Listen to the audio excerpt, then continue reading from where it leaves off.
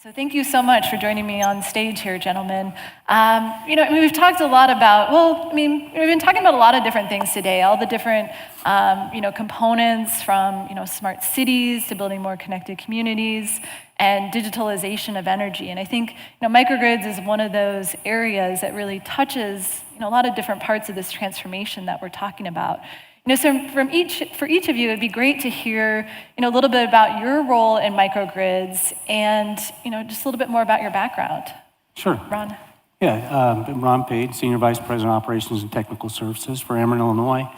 And I had the privilege of overseeing our Technical Application Center in Champaign, Illinois. And that's where we house our microgrid.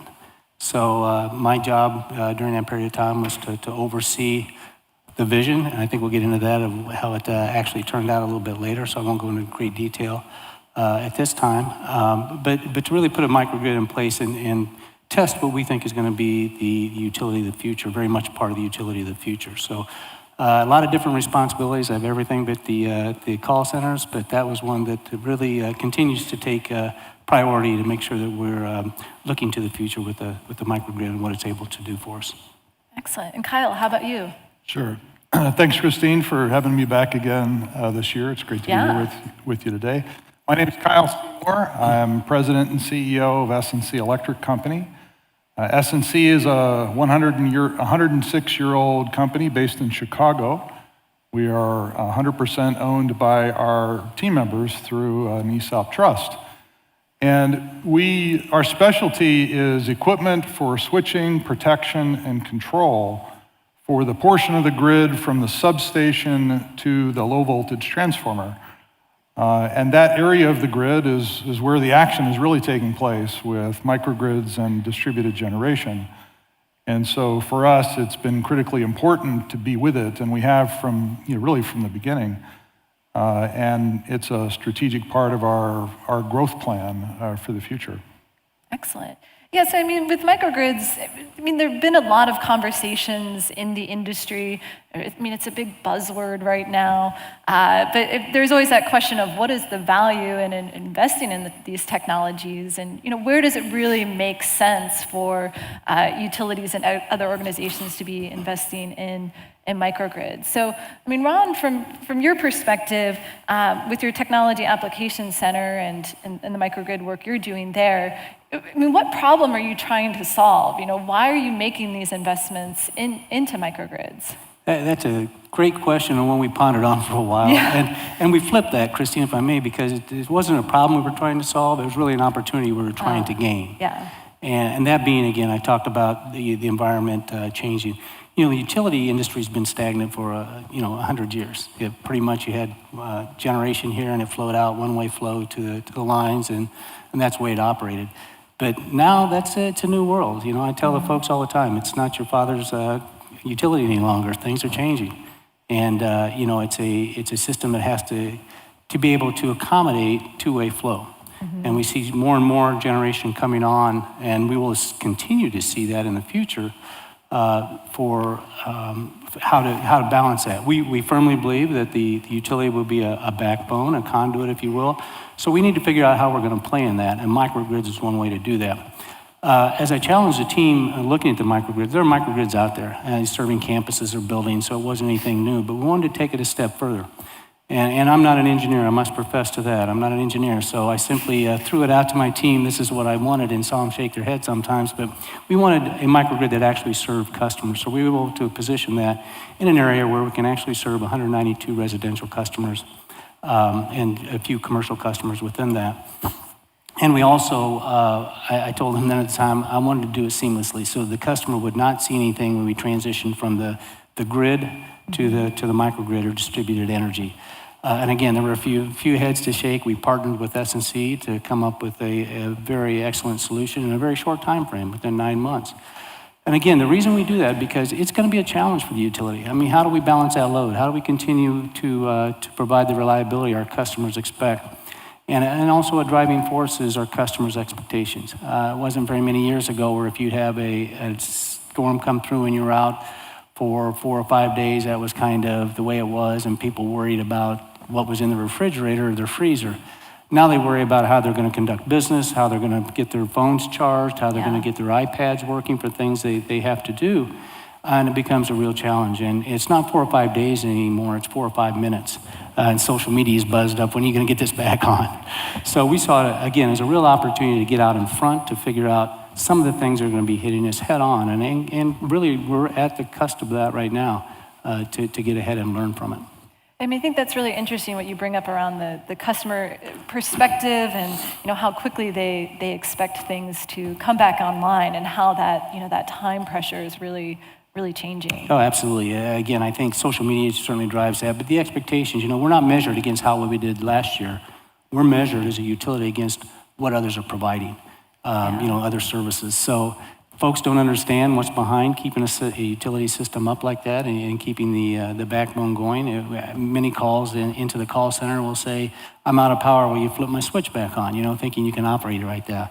Maybe in the future we're able to do that with AMI and other things, but you have to meet the customer's expectations. We can no longer, as a utility, tell the customer what it is they need. We need to be able to listen and provide that to the customer. Absolutely. Now, Kyle, how about your perspective? I mean, with SNC Electric, it's a company that's been around for a long time and it's evolving. I mean, you're really focusing in on microgrids. What are you hearing from your customers that's really driving some of that change? Right. SNC has been involved with microgrids for a long time, and historically, it's been customers who had a critical load that they just couldn't allow to ever go down. Mm-hmm. And so they would create a microgrid so that they could back up that load, regardless of what happened on the rest of the system. But it's always been very expensive to do that. And a number of things have been changing in recent years. The first one is exactly what Ron said, that in general, the tolerance for outage is diminishing, and it's because of digitization. It's because of, connected devices, and just as Ron described. And so the tolerance is lowering. In the last few years, another thing that's happened is that there's just been a string of years where major weather events have really drawn attention to the performance of the grid in terms of uptime, in terms of reliability, and in terms of what can happen to a local community when a broader grid is affected by those things.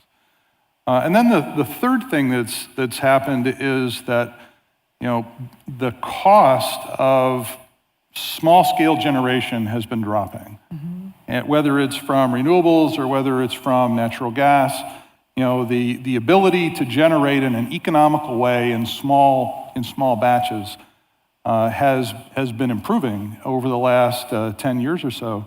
And so if you take the combination of all those three things, a lower tolerance for outage, a bigger concern for being connected to the broader grid, and a lower cost of local generation, those things have combined to make microgrids an option that people are increasingly look at in a much broader way than they used to. Yeah. So I think both of you brought up the fact that there are a lot of different components. I mean, we're talking about microgrids, but there are so many different pieces that are really going to have to come together, to make this more distributed, decentralized grid a reality. And one area I want to dive into a little bit more is what you were talking about a little bit, Kyle, with this drop in cost of distributed generation resources, storage, things like that. I mean, how does that influence the growth of microgrids? I mean, what are you seeing within Ameren, Illinois? I mean, how is that shaping the microgrid that you're working on? Absolutely, Christine. I think Kyle hit on a very important part is the cost. We see that the axis of the cost of supplying that power for the grid and distributed generation, it's going to cross. And as a utility, again, we have to be prepared to do that. At our microgrid, we have solar, we have natural gas, we have battery storage, and we have wind, and to test all those. I think the next step now that we're working on very, very hard, because we, again, know that's coming, that customers want to know how they can economically dispatch that, okay? And by that I mean, there'll be a time in the future, and you're getting close with some of the natural gas and generation and stuff we're talking now, where it would be cheaper if a customer had access to actually provide that type of generation onto the system.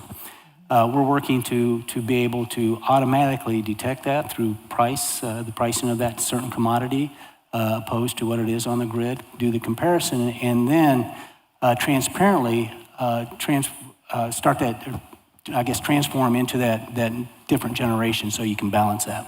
So for instance, tomorrow afternoon in the future, and you saw that solar is going to be good from noon to 4, that's the most economic dispatch. We as a utility need to be able to provide that to the customer at that lower cost.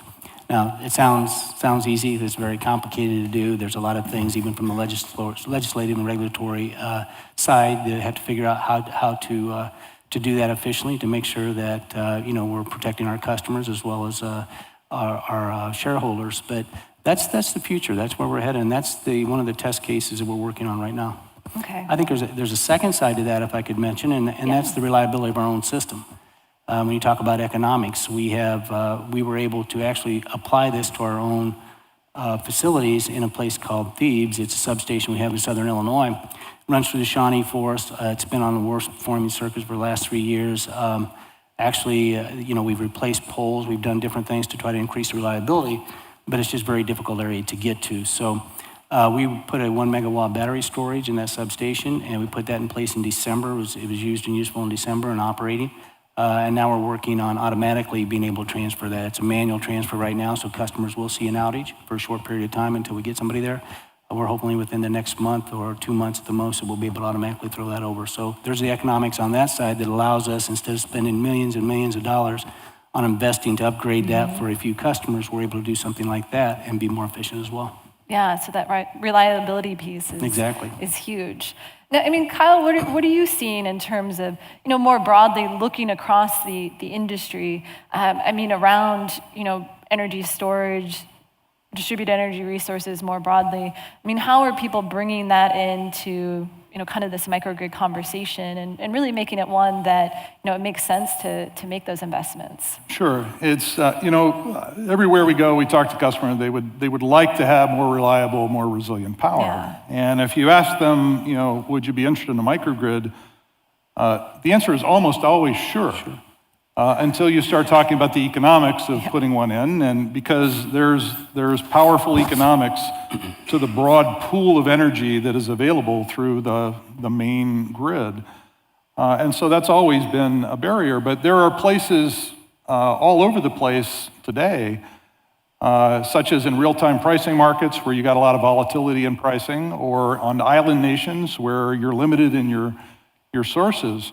There are places all over the world today where you can make a very economically attractive package for a customer compared to what their average pricing is through the course of a year if they simply buy on a spot market, or if they have to use a high-cost local generating source. So it really is a lot about cost, as Ron said, and as the cost parity gets closer and closer between what they can do locally and what they can buy from their grid, then the attractiveness of resilience from a microgrid on site and the reliability that comes from having generation closer to the load starts to become really interesting to them. So, how do you see microgrids really spreading, and how much of kind of the utility network will it really end up covering? Will it just be certain priority areas, or do you see it, really being adopted pretty widely across territories? Yeah, you have to look a long ways in the future to see a grid of microgrids, which some have contemplated. But it's when you're trying to achieve better reliability with the main grid, what we've learned is through distribution automation, the more you can sectionalize the main grid into smaller sections, the better you can protect the whole grid from things that happen in the small sections. And the microgrid kind of takes that one step further, and it allows you now, with generation within those sections, to protect the people in that section from what happens on the broader grid as well. So you get both of those benefits in a reliability sense. And overall, the reliability of the power system increases because of that. And so the sectionalizing part of it is a key driver. And the issues are all about who's going to own the assets for it, where is the meter in the connections that people have, and that is a function of regulatory, relationships that vary state by state and country by country. But the drive to do it because of an overall improvement in the performance of the power system, given that there are now economical options available, I think is going to broaden over time.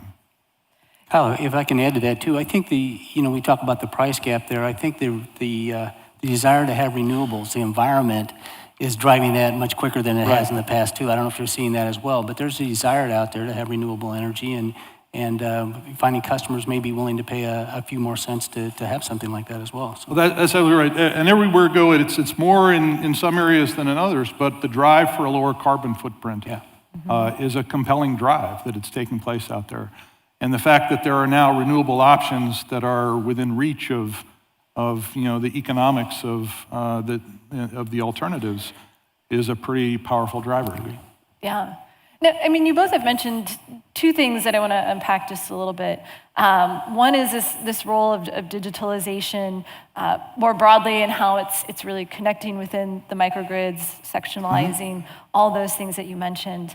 And the other piece is this role of third parties, and all these different groups that have to come together to make microgrids work. So we'll pick on that topic first, and I'll pick on you, Ron, for this first one. Is this? I mean, what are the partnerships that you're having to put together around microgrids, and what do you see utilities' role really being in microgrids going forward? Great question. There are a lot of people involved or parties involved, third parties. In fact, for instance, I mentioned SNC and Kyle's team who were just instrumental in helping us work. In the future, do we want to build microgrids or do we want to partner with someone to provide that service? Again, I think that a lot of what happens with the customer's desire. One thing the utility has is that footprint. I mean, honestly, we have built that, a good reputation, a good recognition, but we can't profess to have the expertise that it takes either in perhaps building. We can gain that, but I think initially you're going to see partnerships like that to come to fruition and to make it happen. I think there's a bigger or broader picture on, when you start looking at this in the future, who's going to actually be the system operator? I mean, you're going to have to open up your mind and not think of your own utility footprint in the future. You're going to have to think more broadly in that because of where the generation and stuff is coming. And I think there perhaps is a role that a utility getting ahead of the game like Ameren, Illinois could play as far as being the operator, not so much the owner, but the operator. And certainly there's a role for maintenance. I mean, anytime you put new technology in place or any technology, it's something that's got to be maintained. So, we'll kind of step and see where we may play in that role as well. So it remains to be seen, certainly open to, to the partnerships we have to make things work. But I think, once we nail it down, we know it's viable, we know what the desire for this is, then we'll have to focus on such things. And again, a lot of it, we can't own generation in Illinois. Okay, so the microgrid, we had to lease that generation. Does that change in the future? Is that something that the commission would want us to change? And, again, I mentioned how it can be viable to your own utility for reliability. So I think all those things will be addressed in the future and once this becomes a little further down the road. Yeah, I mean, the talk about expertise and, that ownership and the bigger regulatory structure is definitely huge. Now, I mean, Kyle, I know you work with, different facilities, things like that. I mean, what are you seeing in terms of partnerships around microgrids? Well, what we see is certainly there will be more participants in that energy, grid of the future because there will be some private elements to it as well as public elements to it. But what we see in general is that there's always going to be value in having a broader grid and being connected to it, because that allows you to participate in the broader energy market, either as a buyer or a seller of energy. And for that to happen, there needs to be the conduit who can connect, buyers and sellers, and those are going to be the utilities that we have today, who will play that role in the future. And the more of that that those microgrids, at the connection point, a microgrid looks a lot like a distributed generating source. Sure. The more of those are connected to that grid, the more complicated managing that grid becomes. And it starts to introduce, stability, concerns. It starts to introduce voltage profiles that are different than what we've historically seen, and protection systems that are different. And so the utility role in this is a critically important one. And as one of the reasons that we really applaud, utilities like Ameren who see this coming, and they're trying to figure out how do we get in and play the role right from the beginning in that change, so that we can manage the grid effectively, even as we start to connect all these many different sources that are coming into it. Yeah, I think talking with a lot of utilities out there, there's definitely that question of exactly how do we fit in, and it seems like for every utility, it's going to be a little bit different. Right. It'll depend on the regulatory environment that they live in, whether they can own assets or not. And I know in the Ameren case, there were regulatory issues that played a role in how they could set up and structure that microgrid, and they still managed to find a way to do it, even with all of that in the case.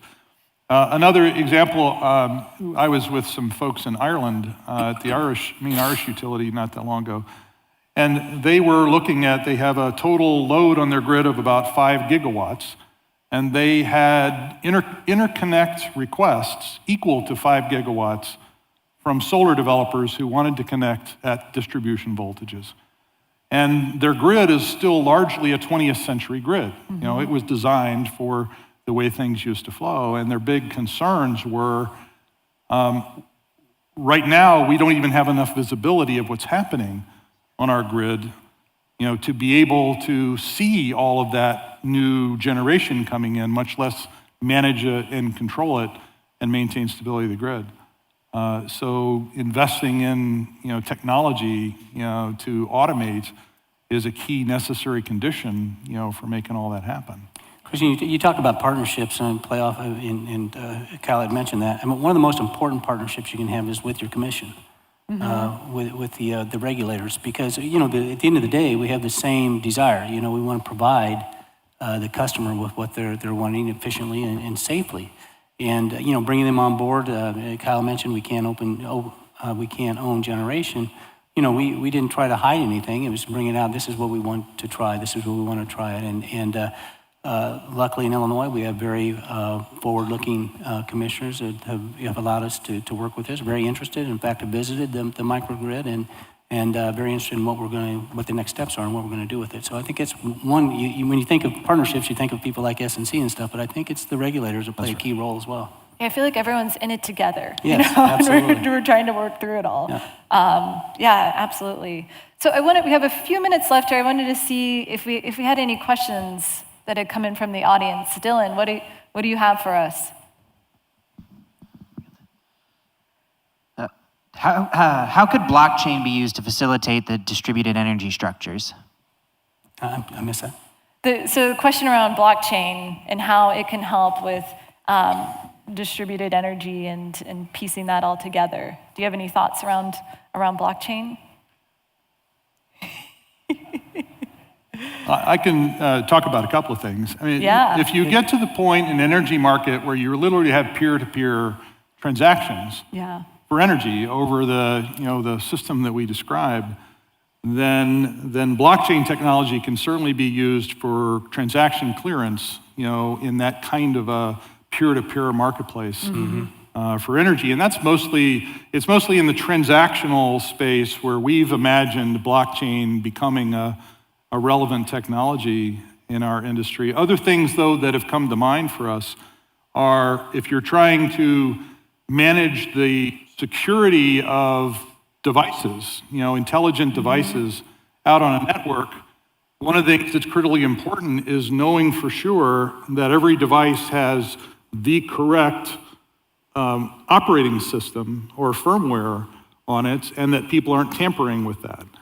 And so one thought that we have had is that you could use blockchain as a way to communicate with those devices and to download firmware and to be certain that the firmware that was on that device is the one that's supposed to be, and not one that has been tampered with in some way by some third party. And that's, applying that technology would be one way that you could go about doing that. Yeah, and that's, you've thought further ahead than we have. The transactions we've thought about and where blockchain plays into that. I hadn't thought about the security or the being able to make sure that you're enabling the equipment that you say is out there. So, but certainly transactionally is really where it's come into play with us. So. Yeah, definitely. Yeah, I mean, blockchain is always, I think, one of those topics, and it comes up, and people are like, oh, blockchain, and they're really excited about it, or they're like, I don't want to talk about that. So those are great answers around that. Any other questions, Dylan? How much impact will the aging gas infrastructure have on the rollout of microgrids? Will electric utilities get involved in gas system modernization? Yeah, again, I didn't hear it. Yeah. So the question was around, it sounded like gas network modernization. Any support from microgrids in that area, or I mean, looking at gas utilities. How are they working with electric utilities in any of these areas? Certainly. We're in Illinois. We're a combination utility, natural gas, and electricity. And natural gas does play a key role in that. In fact, for the microgrid, the one that we built, we actually have two generators, two 500 kilowatt generators that will provide the maximum load for those 190 customers I talked about.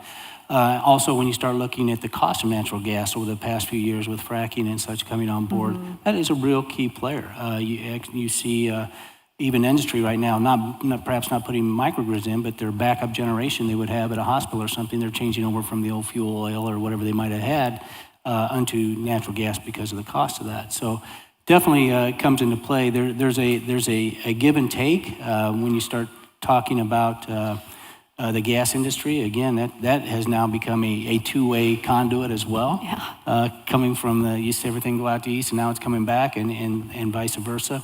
And we really have to look ahead at too when we look at what's required. If you start using natural gas for generation, is it going to conflict with natural gas going into storage fields during the summer months when the peak electricity? So it definitely has a role. Definitely needs to utilities work together on that. We're modernizing the gas utility side of the business as well. But I think firmly believe natural gas will play a big role in microgrids and advancing it perhaps more quickly than it would have before because of cost. Okay.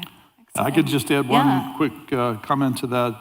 As we've been going around and trying to create microgrid proposals for customers in various parts of the country, we found that the most economical offerings come when for customers that are in a real-time pricing market, number one. Number two, have on-site needs greater than 5 megawatts. And three, have a reliable and consistent source of natural gas. Because the cost of natural gas makes baseload generation the most economical.